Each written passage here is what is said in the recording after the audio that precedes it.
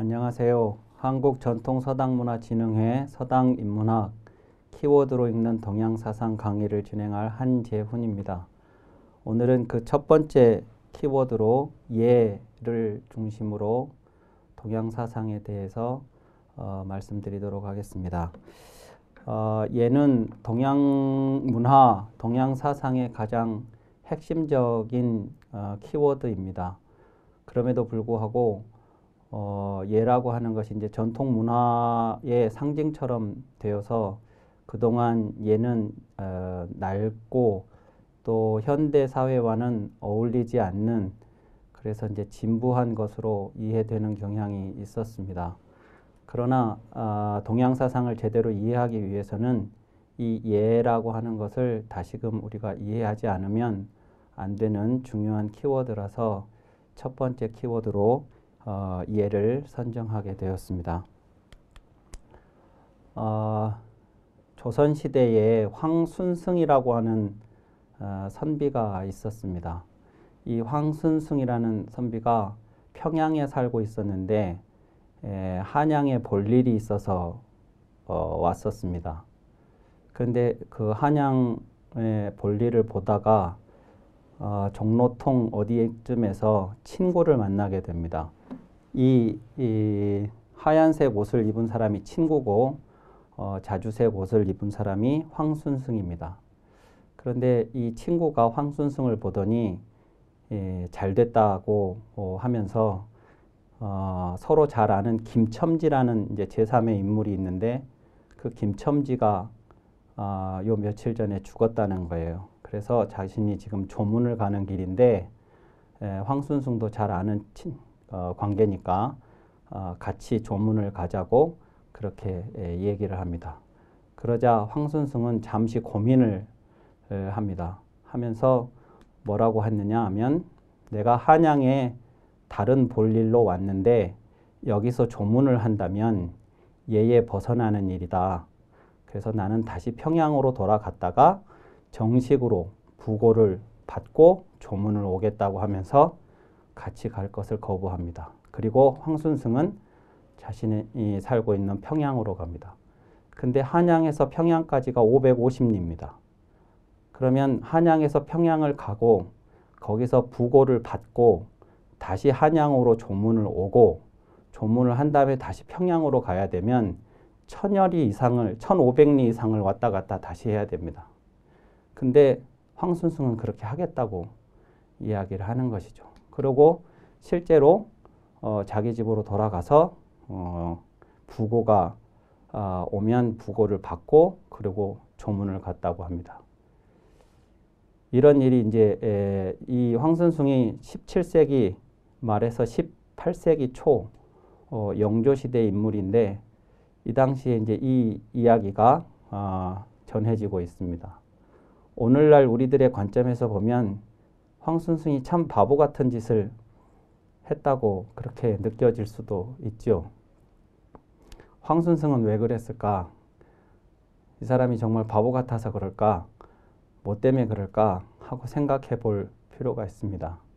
이 황순승이 왜 그랬는가를 이해하려면 이제 오늘 강의를 듣고 이제 맨 마지막에 가서 왜 그랬을지에 대해서 다시 한번 살펴보도록 하겠습니다.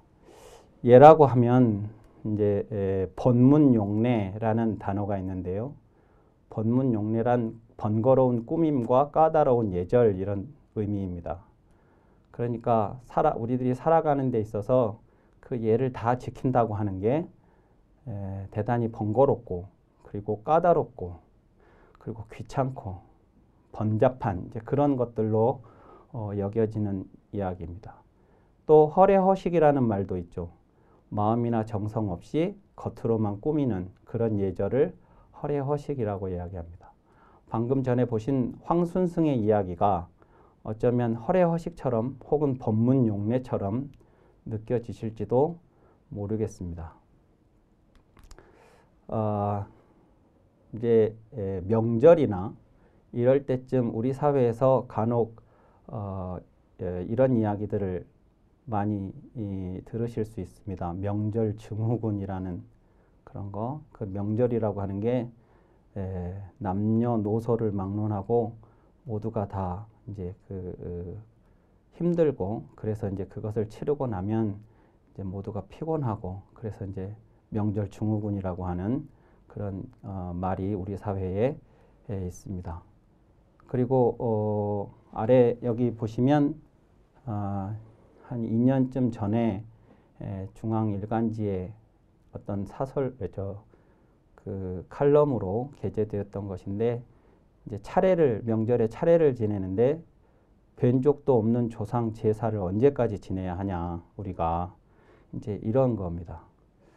그러니까 사람들이 이 명절이 되면 차례를 지내야 하는 것은 다 알지만 그 차례를 왜 지내야 되는가 하는 것을 이제 모르기 때문에, 그러니까 이제 귀찮고 그 의미를 모르기 때문에 이게 이제 허례허식처럼 느껴지고 혹은 법문 용례로 느껴지기도 하고 그렇죠.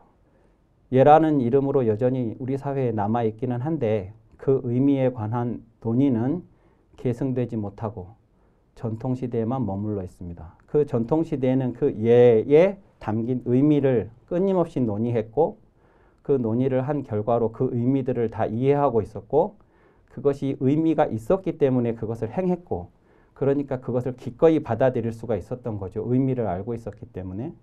근데 우리에게 귀찮은 것은 그 자체가 귀찮다기보다 의미를 모른 채 하라고 하니까, 의무적으로 해야 하니까 귀찮게 느껴질 수 있습니다.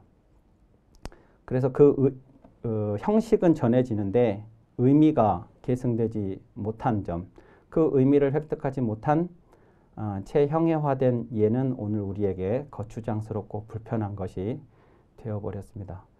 근데 차례에 이따가 말씀드릴 기회가 없을 것 같아서 말씀을 드리면, 차례는 왜 지내느냐? 그러면 사실 이제 차례하고 제사는 비슷한 형식을 갖추고 있으면서도 조금 다릅니다. 다른데, 근데 그 본질은 같다고 볼 수 있는데, 이런 겁니다. 그러니까 부모님이라면 부모님이 작년 설에 우리랑 같이 이 떡국을 끓여서 새해 첫날 떡국을 같이 먹고, 그리고 또 세배도 하고 세뱃돈도 주시고 이렇게 명절을 같이 샜습니다. 뭐 추석이라면 추석에 송편을 빚어서 같이 또 차례를 지내고 같이 송편을 나눠 드시고 이랬습니다. 그런데 이제 작년에 그 부모님께서 어떤 분이 돌아가셨다고 한번 해보죠. 돌아가시고 이제 새 설날이 됐습니다. 그런데 작년에 살아계셨을 때 아버지라면 아버지가 살아계셨을 때는 같이 그렇게 명절을 같이 보내고 같이 즐거워하고 같이 떡국도 나눠 드시고 이렇게 했는데, 올해는 돌아가셨다고, 안 계신다고, 우리 곁에 안 계신다고 그냥 없는 셈 친다. 그냥 없다고 친다. 이것이 너무 야박하다고 생각을 했습니다. 그러니까 어차피 우리는 새해 설날 떡국을 끓여 먹을 텐데 그 떡국을 끓여서 우리 아버지한테 한 그릇 올리자. 한 그릇 올려서 그것을 뭐 절 한 자리 하고 절 한번 올리고 그렇게 그것이 차례입니다. 그렇게 하고 그런 다음에 우리 먹자. 이것이 차례입니다. 그게 아버지가 작년에 계셨는데 돌아가셔서 올해 설날 안 계신다고 그냥 아버지는 없는 사람처럼 취급하는 게 아니라, 우리 안에 아버지는 그분의 육체가 계시든 안 계시든 내가 살아있는 한 우리 아버지는 나하고 뗄래야 뗄 수 없는 분이니까, 우리 살아있는 자식들끼리 모여서 설날을 치를 거면 우리 아버지 드시라고 떡국 한 그릇 차려 올리고 그 다음 우리 먹자. 이게 차례입니다. 이게 그렇게 복잡해야 될 이유도 하나도 없는 거고요. 이게 사실 그렇게 거추장스러운 일도 없는 겁니다. 그러니까 의미를 이해하면 그런 거죠. 제사도 마찬가지입니다. 제사도 1년에 한 번 다른 어떤 날을 정해도 좋겠지만, 예전에는 이제 계절이 바뀌면 봄이나 가을이나 이런 계절이 바뀔 때 제사들을 지냈는데, 이제 나중에는 그게 아니고 돌아가신 날을 기해서 제사를 지내지요. 그러니까 우리 아버지가 혹은 어머니가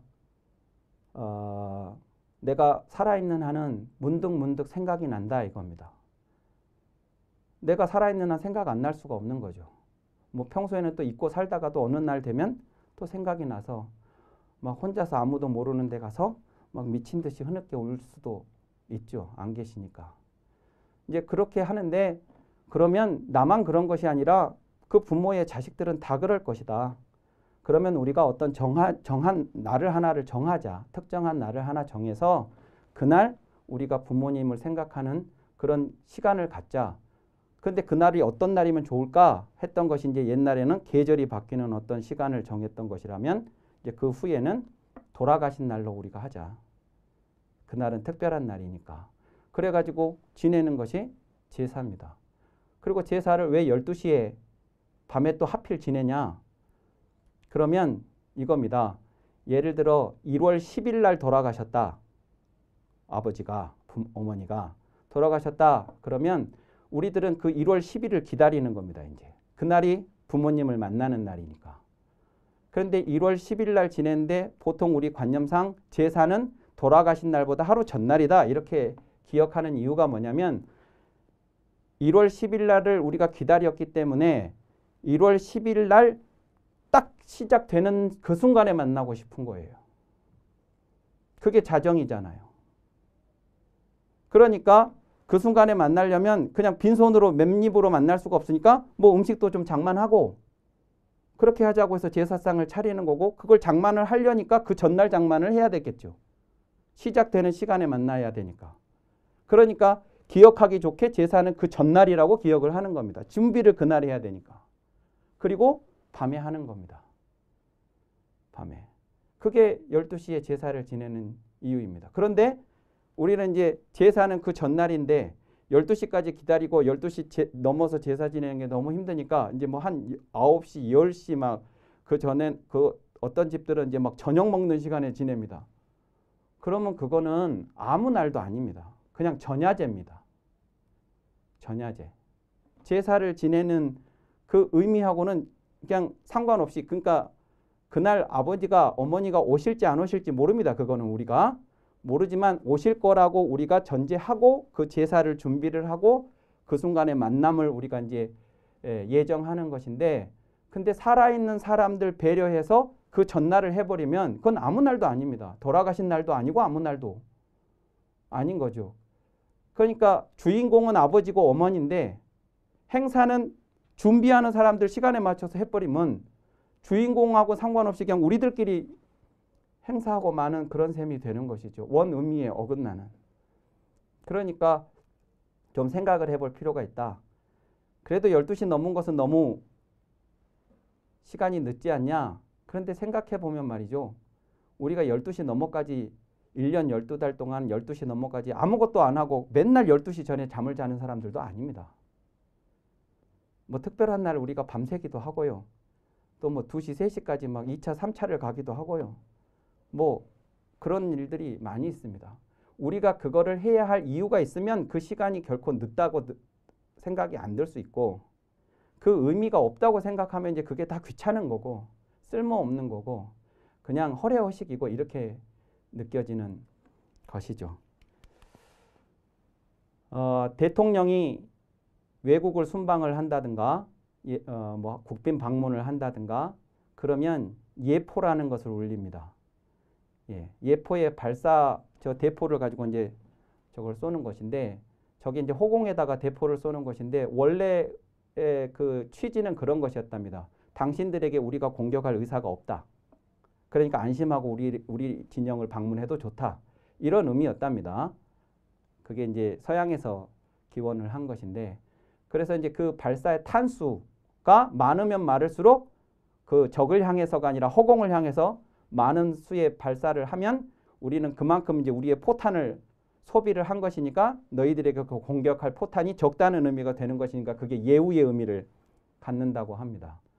대부분의 국가에서 국가 원수가 방문을 하면 21발, 뭐 총리나 국회의장 등은 19발 혹은 그 밑에는 17발, 15발, 13발, 11발 뭐 이런 예포들을 한답니다. 저것도 예입니다. 저것만이 예가 아닙니다. 저것을 지금 21세기에 저걸 무시하는 국가는 없습니다. 저거 뭐하러 저걸 하느냐 낭비 예? 쓸모없이라고 할 수도 있지만 그렇지 않다는 겁니다. 또 저 밑에 사진에서 보시다시피 배우들이 시상식에 가면 이렇게 레드카펫을 밟는 것이 하나의 의식이죠.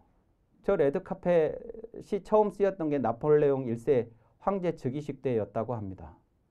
그것이 이제 갖는 의미, 특별하게 최고급 대우를 해준다고 하는 그런 이제 의미를 저 붉은색 카펫에다가 부여를 한 것이고, 그것들을 사람들이 공유하는 것이고, 그래서 주인이 손님을 맞이할 때 저 레드카펫을 깔면 그 손님에 대해서 최고급 예우를 한다고 하는, 그게 공식적이든 비공식적이든 이제 그런 전통. 그러니까 우리가 당신을 초대를 하고 내가 할 수 있는 최고의 예우를 하겠습니다라는 걸 표현해야 할 이유는 예나 지금이나 있었던 거죠. 예나 지금이나. 옛날 사람들만 예를 지키는 게 아니고 실은 저런 것들이 전부 예라고 말할 수가 있습니다. 심지어는 이런 거, 장례식이라든가 결혼식이라든가 식사 예절까지도 우리는 여전히 중요하게 생각을 합니다. 그냥 사람이 돌아가시면 그냥 땅속에 묻고 마는 게 아니라 장례식이라는 걸 우리가 합니다. 형식이 바뀌어도 또 그냥 남자 여자가 만나서 그냥 사는 게 아니라 결혼식이라는 걸 하죠. 근데 거기에는 절차가 있습니다. 그 절차 각각에는 의미가 있습니다. 그 의미들 때문에 어떤 절차를, 형식을 만들고 그러는 것이죠. 자주는 아니지만 가끔 레스토랑을 가면 제 앞에 이런 것들이 차려질 때가 있습니다. 이거 볼 때마다 저는 당황합니다. 이거 어떻게 뭐가 이렇게 많은지. 예, 칼도 이렇게 많고 창도 이렇게 많고 예, 또 숟가락도 이렇게 많고 뭐가 이렇게 저걸 어떻게 써야 되는지. 그런데 저것을 이제 서양에서 저게 발달한 식사 예절이라면, 테이블 매너라면 저것을 사용할 줄 아느냐 그렇지 못하느냐가 교양이 있냐 없냐를 또 평가해주고, 그 교양이라고 하는 것이 사람과 사람이 만나서 밥을 먹는데 밥만 먹는 게 다가 아니고 서로가 서로에 대해서 지켜야 할 예의가 있다는 것을 이제 형식화해 놓은 것 아니겠습니까? 저것 자체를 무시하면서 살겠다고 하면 뭐 또 할 말은 없겠습니다만, 또 저 자체가 갖는 의미가 있다. 꼭 예전처럼이 아니더라도 그걸 인정한다 그러면 예전은 우리 예절이라고 하는 것, 예라고 하는 건 우리 일상에 깊숙이 들어와 있구나 하는 것을 알 수가 있습니다. 그래서 전통 문화를 대표하는 개념이 이 예라고 하는 것은 일찍이 우리 동양인들도 그렇게 생각을 했을 뿐만 아니라 서양인들도 그런 이야기들을 했습니다. 볼테르라고 하는 아주 유명한 프랑스 계몽주의 철학자가 있습니다. 그 예라고 하는 것을 나중에 이제 말씀드리겠습니다만 가장 중요하게 강조했던 철학 사상이 유학입니다. 그 유학에 대해서 볼테르가 한 말이 이런 말이 있습니다. 다른 곳에서는 찾아볼 수 없는 중용의 정신, 그리고 종교 전쟁이 없는 이상적인 세상을 열었던 사상, 이렇게 평가를 했습니다. 이 볼테르가 이제 활약했던 시기가 그 계몽주의 시대, 그러니까 이제 종교 전쟁이 발발했고 뭐 이제 그러면서 이제 유럽이 전화에 휩싸였고, 그것을 이제 어떻게 새로운 시대로 넘어가게 할 것인가 하는 그 시기에 이제 그 철학이 계몽주의 철학인데, 그것을 이끌었던 사상적 기초를 제공했던 분이 볼테르인데, 볼테르가 동양의 유학에 대해서 이렇게 얘기했습니다.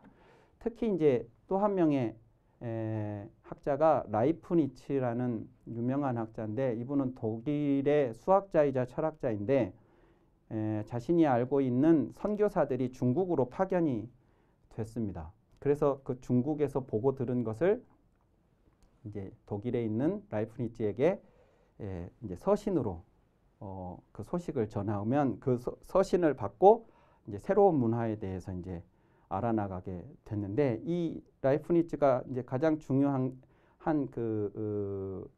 라이프니츠가 이야기한 가장 중요한 업적이 이 이진법인데, 그 이진법을 만들었던 라이프니츠가 그 선교사들이 보내온 중국의 고전이나 문화나 이런 것들 속에서 주역을 알게 됩니다. 근데 그 주역에 보니까 64궤라는 게 있는데 그게 음양으로 이루어진 것이었습니다. 그것이 몇천 년 전에 만들어져서 동양에서는 아주 일반화되어 있다는 사실을 알게 되면서 대단히 놀라워했습니다. 그것뿐만 아니라 이제 예라고 하는 것에 대해서도 이제 접할 수 있게 됐는데 그 예 문화를 확인을 하고 이 라이프니츠가 했던 말이 이 말입니다. 규정된 예법을 항상 적용하여 자신의 품성으로 만들고 그리고는 기꺼이 그것에 따라서 행동한다. 이게 사실 대단히 예의 핵심을 짚어주는 말입니다. 그러니까 이제 사회적으로 어떤 문화 공동체 안에서 예법을 규정된 예법으로 자신의 삶에 항상 적용을 한다는 겁니다. 그러면서 그것을 외부에서 내게 주어지는 법과 같은 것으로 받아들이는 게 아니라 예를 자신의 품성으로 만들려고 했다는 거죠. 그러니까 내가 예를 지킨다고 하는 것이 내 품성의 표현이라는 방식으로 받아들였다는 것입니다. 외부에서 나를 강제하는 것으로 받아들이는 게 아니라. 그리고 그것에 따라서 기꺼이 스스로들 내 품성에서 나온 행위이기 때문에 예라고 하는 예에 맞게 행동하는 게 그렇게 행동했다는 거죠. 그러면서 농부나 하인조차 서로에게 예절을 지키며 공손하게 행동하는 것을 보고 우리 유럽인들은 대단히 놀라워했다. 이와 같은 이들의 행동은 유럽 귀족의 고상함에 버금가는 것이다. 그러니까 농부나 하인조차 그 행동하는 모습이 유럽의 귀족들의 고상함에 비견되는 버금가는 그런 수준의 삶의 모습들을 보여주고 있더라는 거죠. 농부와 하인이 이렇게 행동한다면 관료와 지식인이 어떻게 행동할지는 저절로 알 수 있다. 그러면서 그 예를 중심으로 이루어진 그 삶의 문화 이런 것들을 대단히 놀랍게 바라보는 시선이 있었습니다. 고대로부터 이제 동양에서는 이 예라고 하는 개념이 발달했는데 이것을 다양한 방식으로 정의들을 했습니다. 이 예가 중국 발음으로는 리 이렇게 읽습니다. 그런데 그 리하고 비슷한 음을 가진 것이 이 글자고 이 글자입니다. 이 글자. 이 글자. 그래서 이제 중국에서 한자를 정의를 할 때 그 한자의 어떤 의미가 같은 음을 가지고 있는 어떤 글자를 통해서 설명되는 경우들이 대단히 많습니다. 요 예자도 같은 음인 이 글자나 이 글자를 통해서 설명할 수 있다. 이렇게 본 것이죠. 그래서 이제 이 리, 이게 밟을 리자인데 밟다라고 하는 것이 이제 무슨 의미냐면 바람직한 상태에 도달하기 위해 삶 속에서 실천해야 하는 것 이런 의미로 이 예를 설명을 하는 것이죠.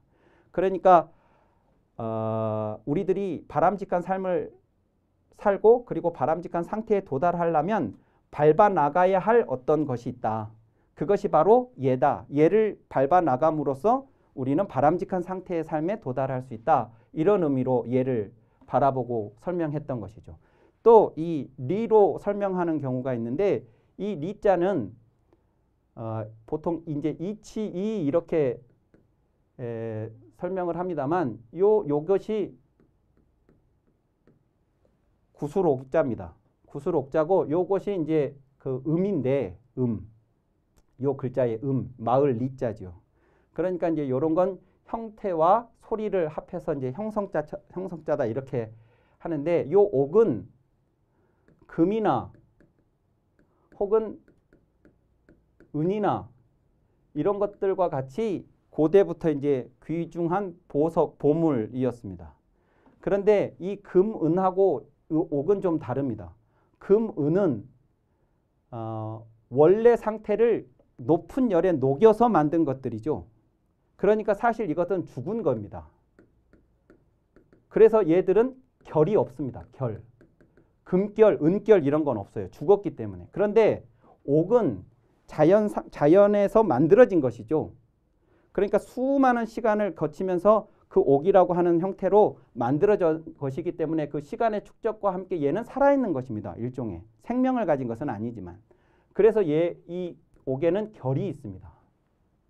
그래서 장인이 옥을 다루려면 그 결을 따라서 다루어야만 그 옥을 다룰 수가 있습니다. 그러니까 요 이치라고 하는 게 결국 뭐냐면 결입니다.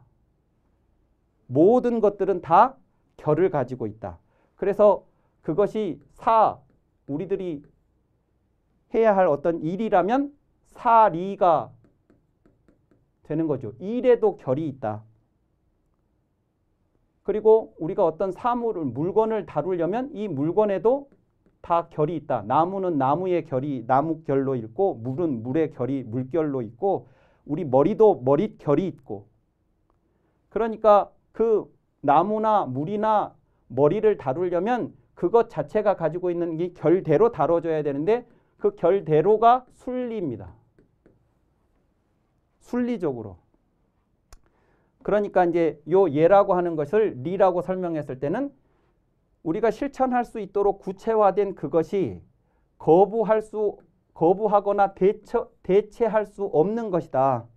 그러니까 나무를 다루는데 다른 결을 다루었던 방식으로 그걸 다룰 수는 없는 것이죠. 나무를 다루려면 나무 결로 다루어야 하는 거고, 물을 다루려면 물결로 다루어야지 다른 것을 다루었던 방식으로 그것을 대체하거나 혹은 그걸 무시하고 거부하거나 해가지고는 안 되는. 그러니까 사람이 사람답게 살아가기 위해서는 이런 방식대로 해야지 그렇게 하지 않으면 안 된다. 그것이 이제 예다 이렇게 설명하고 싶은 것이죠. 또는 요건 이제 음은 아닌데 줄기다라고도, 이게 줄기 간자인데요. 나무의 줄기. 줄기라는 의미로도 해석을 했는데, 설명을 했는데, 그것을 실천할 때만 개인이나 사회가 비로소 존립할 수 있다. 이렇게 바로 설 수 있다. 그러니까 개인도 예를 지킬 때만 인간으로서 존재할 수 있고, 사회도 예가 실현될 때만 사회로서 존립할 수 있다. 이런 의미로서 줄기라는 의미로 예라는 걸 설명을 하기도 하고, 절문이라고 하는 의미로도 설명했는데, 절문은 이건 마디고 이건 문체입니다. 그래서 구현되어야 할 내용을 준행할 수 있는 준칙으로 구체화한 것 이랬는데, 결국 이제 무슨 얘기냐면, 예를 들어 이제 우리가 기쁨이나 혹은 슬픔이나 이런 감정들이 있습니다. 그러면 이걸 표현을 해야죠. 표현을. 또 생각도 있을 수 있고요. 어떤 생각을 할 수 있습니다. 그러면 이제 이것들을 내 행위로서 표현을 해야 되겠는데, 내가 생각난 대로 그냥 하면 되냐? 내가 기쁘면 기쁜 대로 그냥 막 표현하면 되냐? 슬프다고 슬픔을 막 표현하면 되냐? 그런 겁니다. 그렇게 하면 안 되고 어느 정도가 있다. 예. 같은 기쁨이라도 대상이 누구냐, 상황이 어떠냐에 따라서 기쁨도 마음껏 해야 할 때가 있고 조절을 해야 될 때가 있고, 슬픔도 크게 표현해도 좋은 때가 있고 절제를 해야 할 때가 있고. 예컨대 남의 집에 상가에 조문을 가서 상주보다도 막 더 슬퍼하고 막 이렇게 이제 만약에 한다 그러면 그것은 실예입니다. 실예. 예를 잃어버린 것이죠. 그러니까 잃어버렸다는 말 자체가 어떤 정도를 전제하고 하는 말입니다. 그래서 이제 어떤 정도를 우리가 따져야 되고 그것을 이제 표현하는 것이죠. 문이라고 하는 것은 이제 슬픔을 표현하는데, 그럼 어떻게 슬픔을 그냥 막 그 앞에 가서 말하자면 조문을 가서 돌아가신 분 앞에 가서 그냥 막 주다리를 뻗고 막 엉엉 울어버리면 되냐? 그러면 그런 거 아니잖아요. 이제 어떤 형식이 필요하다는 것입니다. 아까 뭐 장례도 그렇고 결혼도 그렇고 식사도 그렇고 다 이제 본질은 죽은 사람의 시신을 치우는 것이고, 살아있는 사람이 둘이 만나서 부부가 되는 것이고, 내가 배고파서 밥을 먹는 거지만, 거기에 이제 형식들을 맞춰 놓은 것은 그것을 어떻게 가능하면 아름다운 방식으로 구체화해낼 것인가, 이제 이런 고민들, 그런 것들이 제대로 잘 정리되어 있는 것이 바로 예다. 이렇게 정의를 하고 싶은 것이죠. 첫 번째 강의는 이 정도 하고 다음 시간에 이어서 계속 말씀드리도록 하겠습니다. 감사합니다.